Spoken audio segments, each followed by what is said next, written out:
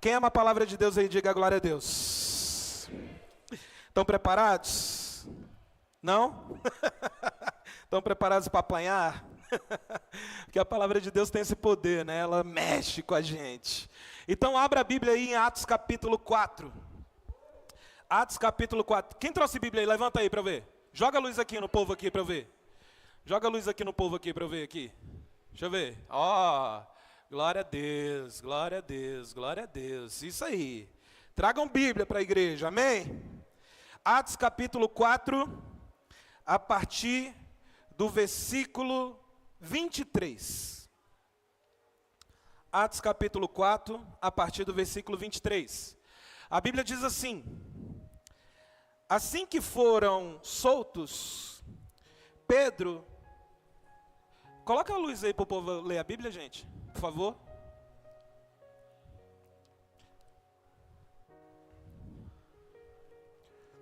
Aê! Atos capítulo 4, versículo 23.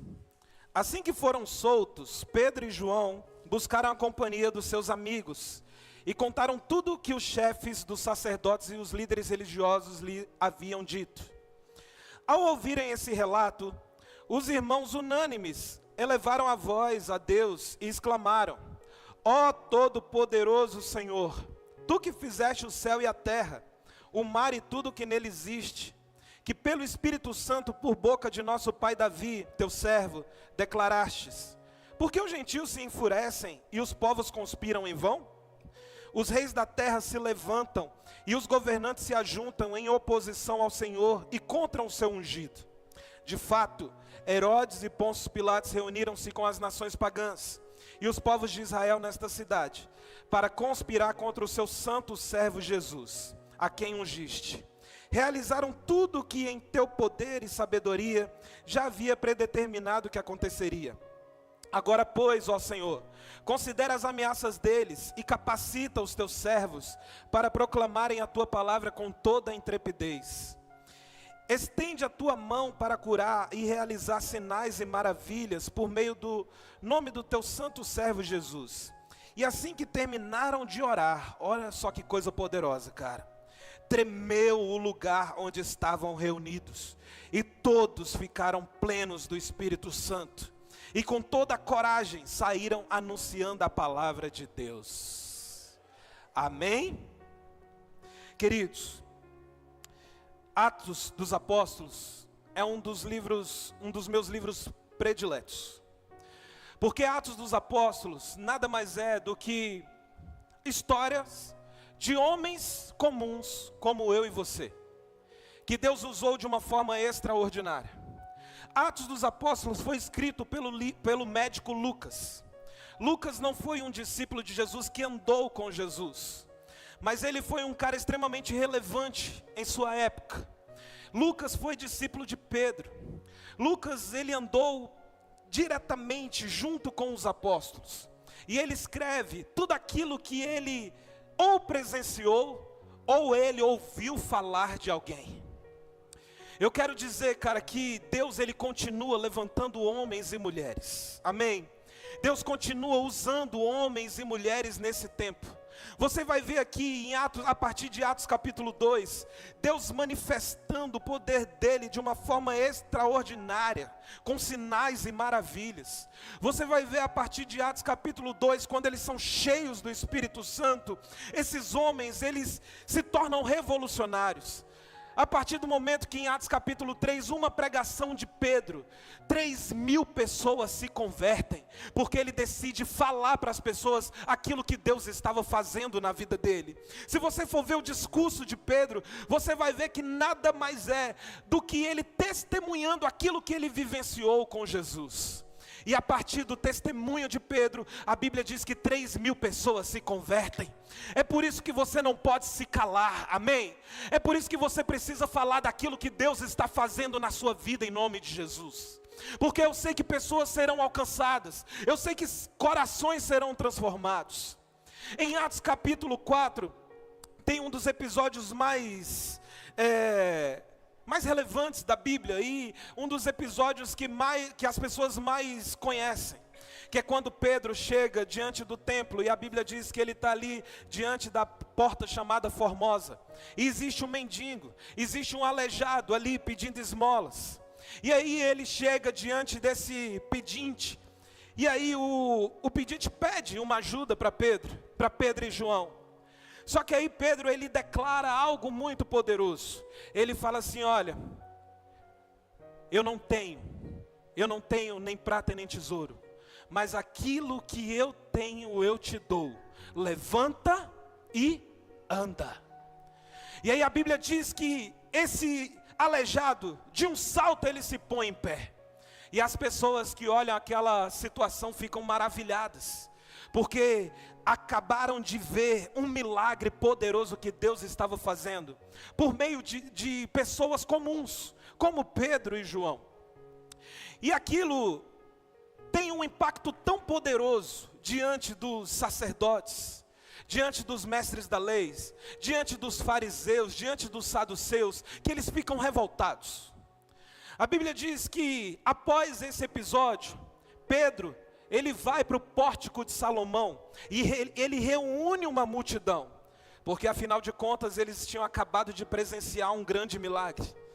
Um cara que estava há mais de 40 anos pedindo esmola na porta do templo, agora ele não está mais pedindo esmola, ele está saltando. A Bíblia diz em Atos capítulo 4 que ele está saltando de alegria no meio da igreja, e aquela igreja ela é impactada por aquilo. E aí quando termina o culto, Pedro ele sai e ele vai para o pórtico de Salomão, é uma outra geografia, e a Bíblia diz que ele reúne uma multidão de pessoas, e ele começa a falar a palavra de Deus. E a Bíblia diz que nesse momento que Pedro está conversando com essa multidão, a Bíblia diz que 5.000 pessoas se convertem a Jesus, 5.000 pessoas acreditam na palavra de Deus, e isso é motivo de revolta dos religiosos, isso é motivo de revolta dos fariseus. E aí a Bíblia diz que eles mandam prender Pedro e João. Em Atos capítulo 4 vai relatar quando Pedro e João estão presos. A Bíblia diz que eles são presos ali no entardecer da noite, então eles passam a noite toda na prisão. E aí quando a gente começa a estudar a Bíblia, a gente percebe que as prisões de antigamente não são como as de hoje. E olha que as de hoje é ruim. As de hoje, a situação, pelo menos do que a gente vê em reportagem, são terríveis. Agora imagina no tempo bíblico. Era um lugar úmido, animais rastejantes viviam ali. Estudiosos dizem que cheirava podre, porque algumas pessoas eram jogadas na prisão até morrer, e elas não eram tiradas de lá. Então o corpo ele se decompunha ali naquele próprio ambiente. E Pedro e João é jogado nesse lugar. Quando vem o outro dia, no dia seguinte, a Bíblia diz que eles estão diante dos religiosos, diante dos sacerdotes. E os sacerdotes e os religiosos começam a questionar Pedro e falar assim: por que vocês estão falando nesse nome?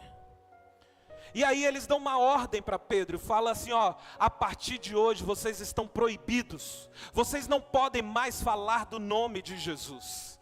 E aí um dos versículos extraordinários que eu amo é esse versículo aqui, ó.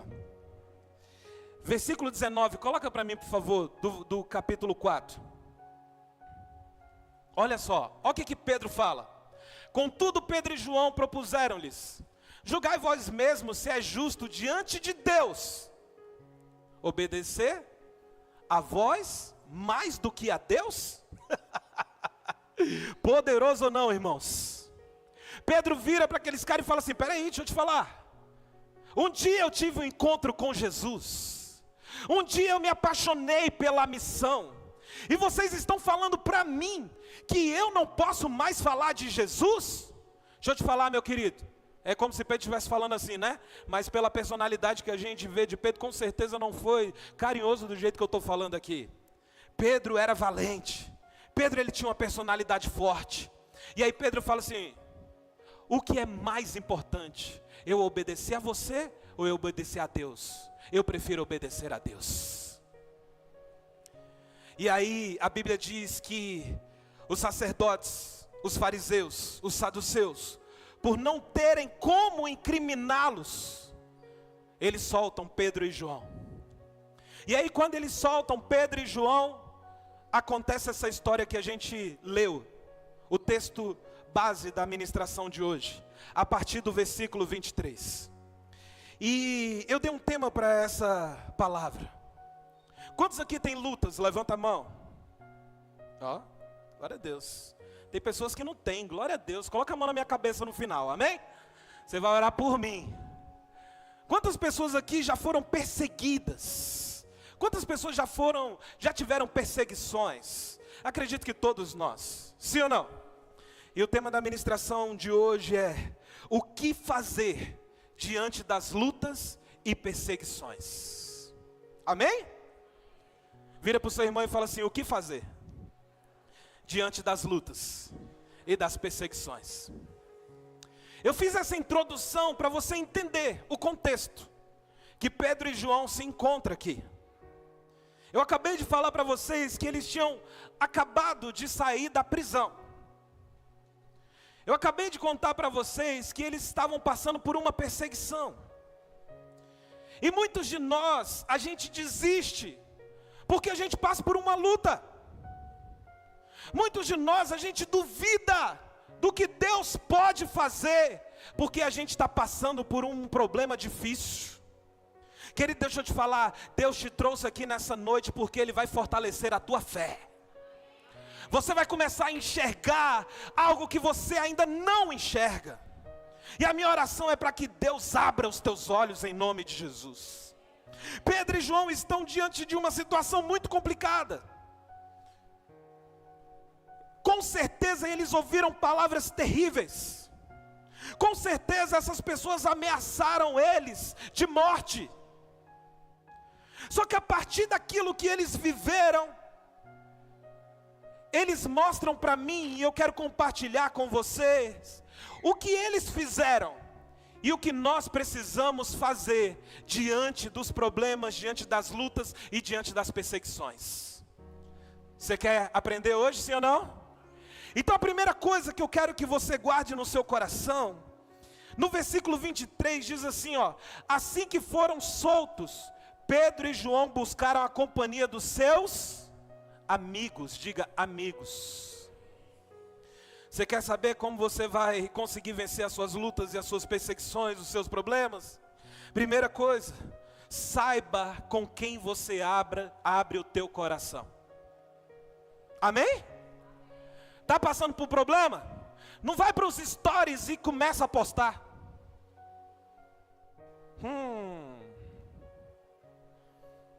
Tem stories que eu olho e falo assim, meu Deus do céu. A pessoa faz questão de postar a minha vida, não sei o que. Querida, em nome de Jesus, Pedro e João, quando estavam nessa situação difícil, eles não abriram o Instagram e já fizeram um post. A Bíblia diz que eles procuraram refúgio. Onde? Com seus amigos. Pessoas de confiança. Pessoas que você pode de fato compartilhar o coração. Pessoas que de fato, ao invés de olhar um post seu no Instagram e ainda te amaldiçoar mais ainda, ou falar assim, eu acho é bom. Não, eles se juntaram aos amigos, que com certeza começaram a liberar palavras sobre a vida de Pedro e João. Tem amigos que você possa compartilhar o teu coração. Amém? Tem amigos que você possa falar assim, olha, me ajuda em oração. Porque a Bíblia diz que é melhor sermos dois. Amém? Nós precisamos de amigos, cara. Nós precisamos de amigos que no momento difícil, no momento da luta, no momento da dor, no momento da perseguição, a gente possa falar, amigo, eu preciso só desabafar. Então quer aprender como você vai vencer quando você estiver passando por luta e perseguição? Não abra o seu coração para qualquer pessoa. Não fale das suas lutas, dos seus problemas para qualquer um. Não faça isso. Semana passada, eu preguei uma palavra poderosa, cara. Se você não veio, assista no canal do YouTube. Tem horas que muitas vezes a gente torna público algo. Essa foi domingo retrasado, né? Quando a gente torna público algo, os inimigos vão se levantar. Cuidado. Cuidado com aquilo que você tem tornado público. Pedro e João, quando passaram pela situação difícil, eles buscaram a companhia dos seus amigos. E olha o que a Bíblia diz. E contaram tudo o que os chefes dos sacerdotes e os líderes religiosos lhe haviam dito. Vocês entenderam, sim ou não? Então fala para o seu irmão, cuidado com quem você abre o coração. Amém? Ah, pastor, mas eu não confio em ninguém. Aí é um problema teu. Aí você precisa se converter. Amém? Ah, pastor, mas eu não confio. Cuidado. Talvez você não está confiando porque você precisa mudar. Porque não é possível que não tenha ninguém que gere confiança. Eu sei que não são muitas pessoas. Amém? Vamos ser realistas? Amém? Vamos ser maduros aqui para entender isso? Não são muitas pessoas.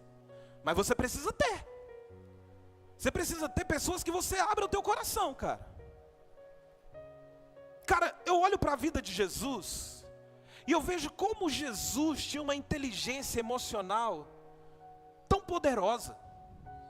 Muitas vezes a gente paga caro para poder fazer imersões, para poder entender sobre inteligência emocional. Sendo que a gente pode estudar. Eu não estou falando que você não possa fazer, pelo contrário, existem pessoas extraordinárias. Mas quando a gente olha para Jesus, a gente pode aprender com Ele. Amém? Você vai ver que Jesus, Ele valorizava os relacionamentos que Ele tinha. E você vai ver que cada grupo de pessoas, ele tinha um nível de relacionamento. A Bíblia diz que Jesus tinha 72 discípulos. Para algumas missões, ele mandava os 72. Só que a Bíblia diz também que Jesus tinha 12. Dos 12, um traiu. Mesmo assim, Jesus não se abalou. Dos 12, Jesus tinha 3. Que eram aqueles amigos mais íntimos. Que eram aqueles amigos que quando o negócio arrocha, são esses que você chama. Jesus tinha esses 3.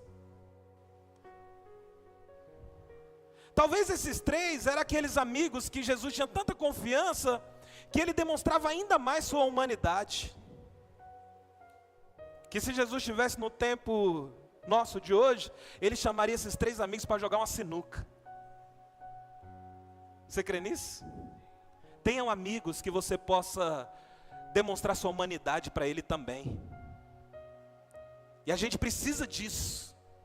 A gente precisa de amigos que não vai ser apenas espiritual, mas vai ser humano. Amigos que te ligam para jogar bola. Amigos que te levam para pescar. Obrigado, Arthur. Entende? Cara, eu fui pescar com o Arthur. Não teve 1 minuto que a gente ficou falando de igreja. A gente celebrou a amizade. Porque isso é necessário também. Você está aqui em nome de Jesus? E glória a Deus pela Real Amor, cara. Porque a gente está construindo uma igreja de amigos. Semana passada ou retrasada, teve uma comunhão de alguns ministérios aqui. E eu vi, sabe o quanto foi agradável, o quanto foi bom estarmos juntos. A gente se reuniu, ninguém ficou falando, ai meu Deus, e o que a gente tem que fazer no ministério? Não, a gente celebrou um ao outro. Porque isso também é necessário. Amém? Então você está passando por luta, por perseguição, não abra o seu coração com qualquer pessoa. Versículo 24. Ao ouvir esse relato, os irmãos unânimes elevaram a voz a Deus e exclamaram. O que eles fizeram? Ei, o que eles fizeram? O que os amigos fizeram? Oraram. A Bíblia diz que eles reúnem junto com João e Pedro e eles começam a orar. Quer saber como você vai passar as suas lutas e as suas perseguições? Ore. Vou repetir, ore.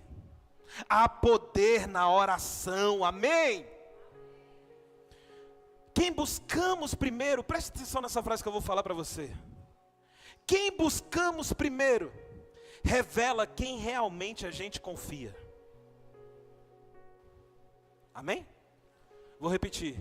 Quem você busca em primeiro lugar, revela de fato e verdade quem você confia.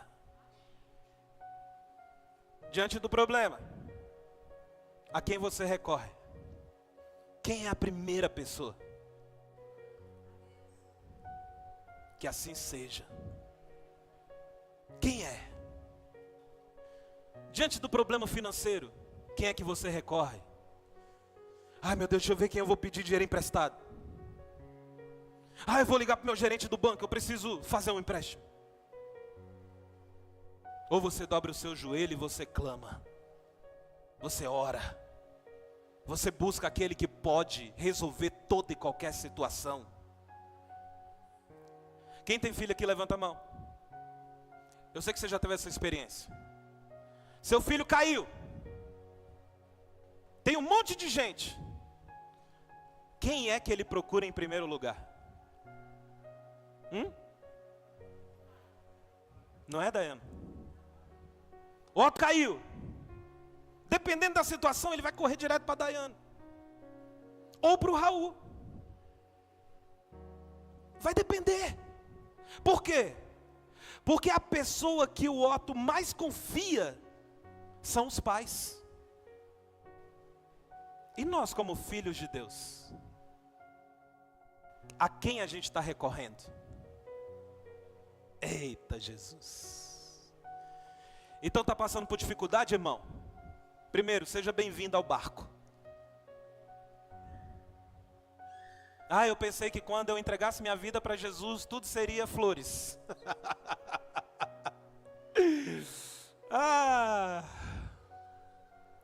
Pedro e João aqui estavam presos. Pedro e João aqui estavam passando por uma perseguição, que aqui era perseguição de morte mesmo. Não é essa perseguiçãozinha que a gente passa. Estão falando de mim no meu trabalho, estou sendo perseguido. Não, irmão, aqui o negócio era brabo. Aqui era morte mesmo. Então talvez essa história vai te inspirar para você olhar para a sua vida e falar: bicho, eu estou reclamando porque, meu Deus do céu, estou reclamando de quê? Esses caras, diante dessas perseguições, eles entendiam que a primeira pessoa que eles precisavam buscar era o Senhor. Então, no momento da dificuldade, ore, busque. Vocês estão aqui em nome de Jesus? Amém? Ore, busque. A Bíblia diz: não andeis ansiosos por coisa alguma. Hoje a nossa geração é a geração mais ansiosa. Mas o que tem gerado essa ansiedade? Será que se a gente colocar diante de Deus aquilo que está nos perturbando, se a gente orar, se a gente clamar, será que as coisas não melhorem? Reflita aí. Amém? Então, se você está passando por uma luta, está passando por uma perseguição, primeiro, não abra o teu coração para qualquer pessoa. Segundo, é o quê? Segundo o quê? Ore. Hoje eu quero ser bem didático. Terceiro, versículo 24. A parte B do versículo, olha só o que a Bíblia diz. A parte B. Ó Todo-Poderoso Senhor, Tu que fizeste o céu e a terra, o mar e tudo que nele existe. Olha a oração desse povo. Quer saber como você vai enfrentar essa luta que você está passando? Não abra o teu coração para qualquer um. Ore. Terceiro, você precisa lembrar que Deus, Ele é soberano.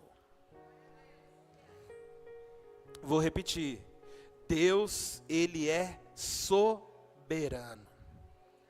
Você sabia que tudo que acontece na sua vida foi porque Deus permitiu? Ou a gente acredita na soberania de Deus, ou a gente desiste. Deus, Ele é soberano. Tudo que acontece na sua vida, Deus está permitindo. Santo Agostinho dizia que o diabo é o diabo de Deus. Ou seja, ele cria tanto na soberania de Deus, que ele declarou, o diabo é o diabo de Deus. Por quê?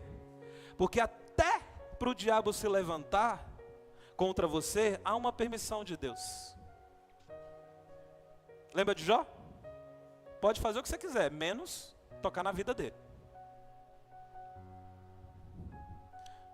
O diabo é o diabo de Deus.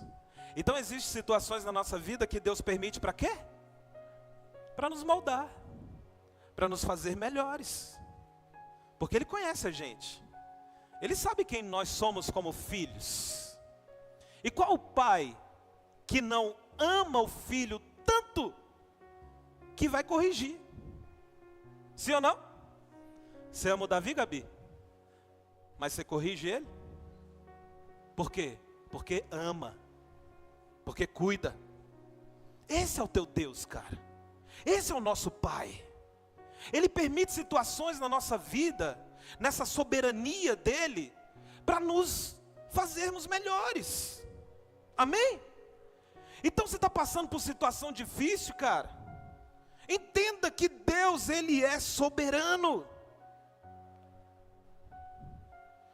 João e Pedro sabiam tanto isso, que quando eles oraram, eles reconheceram o Todo-Poderoso.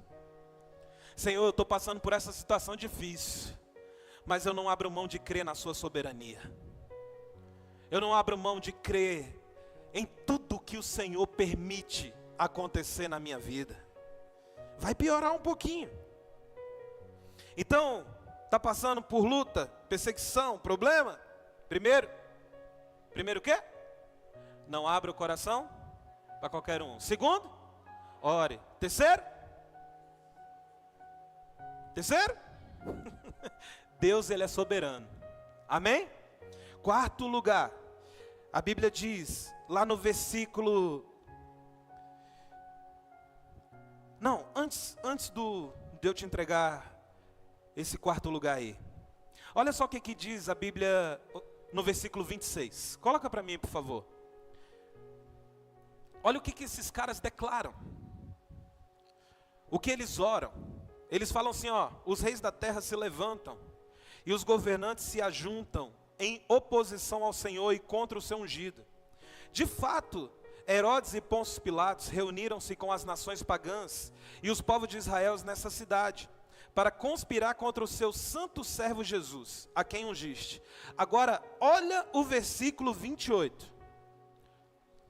Eles creem tanto na soberania de Deus. Eles creem que tudo que acontece é uma permissão do Senhor, que eles falaram o seguinte, olha só. Realizaram tudo o que em teu poder e sabedoria já havia, o quê? Predeterminado que aconteceria.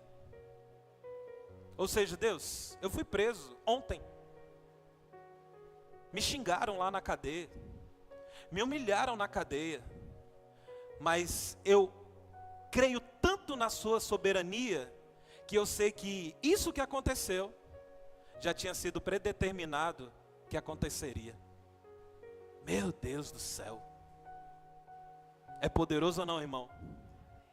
Amém? Então, hoje, a partir de hoje, quando você pensar em reclamar, lembre-se da soberania de Deus. Lembre-se que Deus está cuidando. Lembre-se que se você está enfrentando o que você está enfrentando, é porque Deus vai te fazer melhor, depois que você passar por essa situação. E sabe o quanto, algo que é poderoso? Você vai passar. Amém? Essa enfermidade não é para a morte. Não sei para quem Deus mandou falar isso. Mas está aí. Essa enfermidade não é para a morte. Em nome de Jesus. Recebe isso daí no teu coração. Então está passando situação difícil? Não abra seu coração para qualquer um. Ore. Saiba que Deus ele é soberano. Quarto lugar, versículo 29. E esse versículo 29 é para acabar comigo. Olha o que esses caras declaram. Agora, pois, ó Senhor, considera as ameaças deles e capacita os teus servos para proclamarem a tua palavra com toda intrepidez. Algumas versões falam assim, ó, capacita os teus servos para proclamar a palavra com toda força, com toda ousadia. Vocês lembram do que eles estavam passando? Vocês lembram que um dia anterior eles tinham sido o quê? Presos, perseguidos. Olha o que eles declaram, Dayana. Eles não são como eu e você. Talvez não você, mas eu sou assim. Muitas vezes a gente está passando uma situação difícil, a gente ora, Deus, me livra do inimigo, Jesus. Deus, o Senhor não está vendo que eu estou passando por essa situação. E a gente começa a fazer uma oração reclamando. Olha o que João e Pedro declaram. Eles, em primeiro lugar, eles não reclamam. Em primeiro lugar, eles não mandam. Em segundo lugar, eles não mandam Deus tacar fogo lá nos sacerdotes, nos líderes religiosos. Sabe o que eles falam? Senhor, eu não abro mão da missão que o Senhor me deu. Pode acontecer o que acontecer. A única coisa que eu peço para o Senhor, me dê força.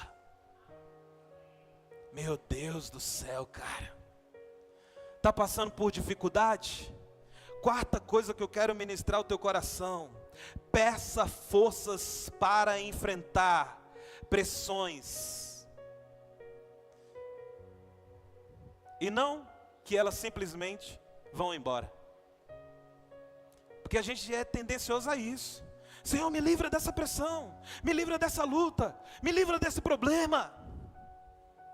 E Pedro e João estão ensinando para a gente aqui, ó. Eles não pediram para o Senhor livrar eles da prisão, da cadeia. Mas eles falaram assim, Deus, me dê força. Me dê intrepidez. Para eu continuar anunciando a tua palavra. Meu Deus do céu, cara. Todas as vezes que eu leio esse texto de Atos capítulo 4, meu corpo treme. Porque eu falo para mim mesmo, você ainda é muito medíocre, Bruno, na sua fé. Você passa por uma situação, e ao invés de você pedir força para Deus para você enfrentar, você pede para Deus acabar, de uma vez por todas com aquela situação. E Deus está falando para a gente hoje, amadureçam, cresçam. Até porque a Bíblia diz que o que é impossível para os homens é o quê? Possível para Deus. Então talvez a partir de hoje sua oração vai mudar. Amém? A partir de hoje, quando você passar por uma situação difícil, você vai lembrar desse culto. E vai falar, caramba, eu aprendi com Pedro e João. Ao invés de falar para Deus, Deus me livra do problema, não, Deus me dá força para eu enfrentar o que tiver que enfrentar. Amém, gente? Eu não sei você, mas quando eu olho isso, a minha fé fica meio aqui abalada. Porque por pouca coisa a gente pensa em desistir. Então está passando por situação difícil, por luta, por perseguição. Primeiro, não abre seu coração para qualquer um. Ore, creia na soberania de Deus. Peça forças para enfrentar as pressões e não que elas acabem. Amém? Versículo 30 diz assim, ó: estende a tua mão para curar e realizar sinais e maravilhas por meio do nome do teu santo servo Jesus.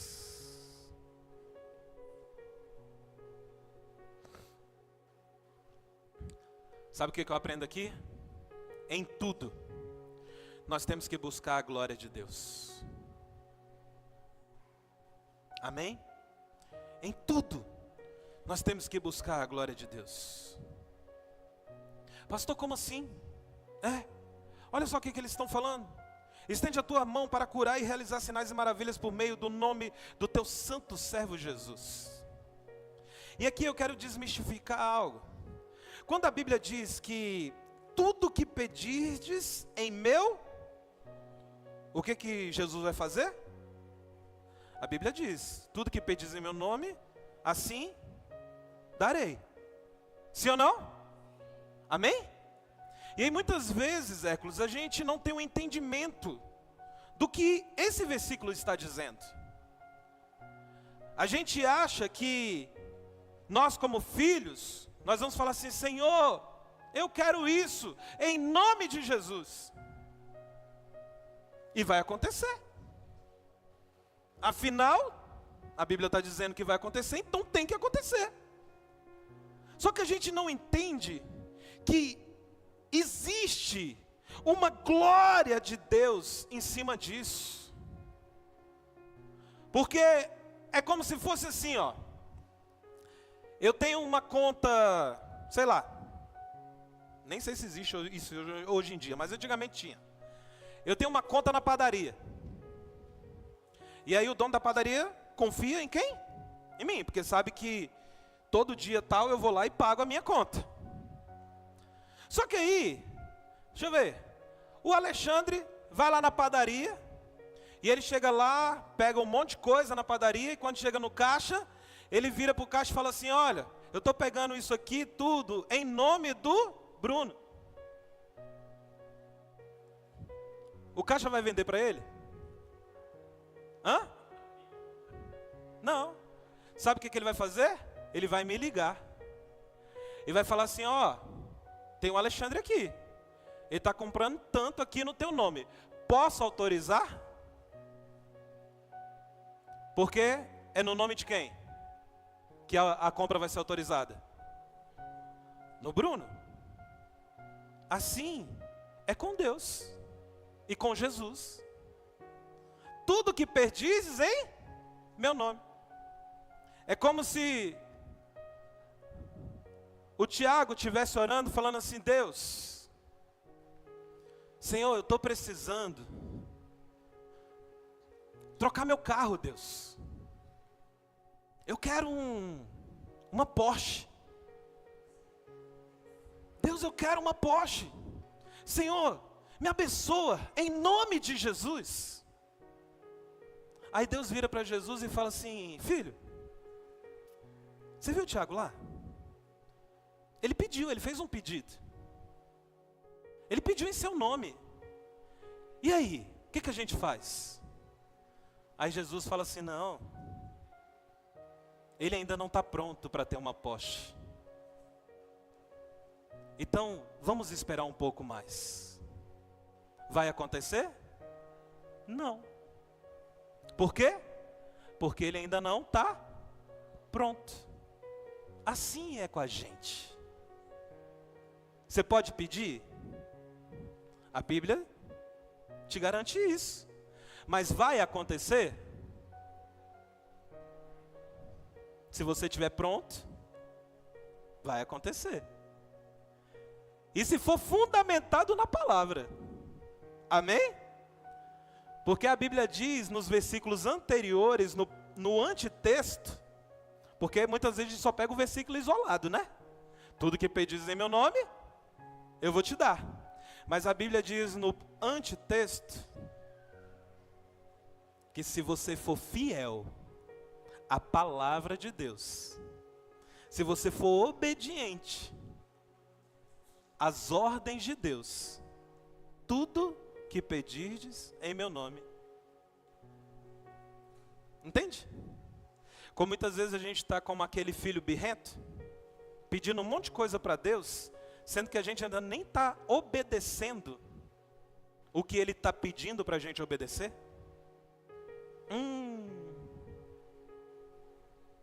Então esse é o entendimento da glória de Deus. Eles sabiam que tudo que eles estavam vivendo era pelo nome de Jesus. Mas as orações deles foram respondidas. Por quê? Porque é isso que eles estão nos ensinando hoje. Eles não abriram o coração para qualquer um, oraram, reconheceram a soberania de Deus. Ao invés de pedir para acabar com o problema, eles falaram assim: eu não abro mão da missão. Eu não abro mão do chamado. Apenas me dê força. Quantos de nós desistimos de ministério porque a gente passa por um problema?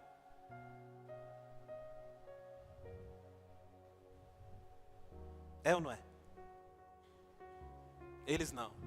Senhor, me dá força para enfrentar o que tiver a enfrentar, mas eu não vou abrir mão do Senhor.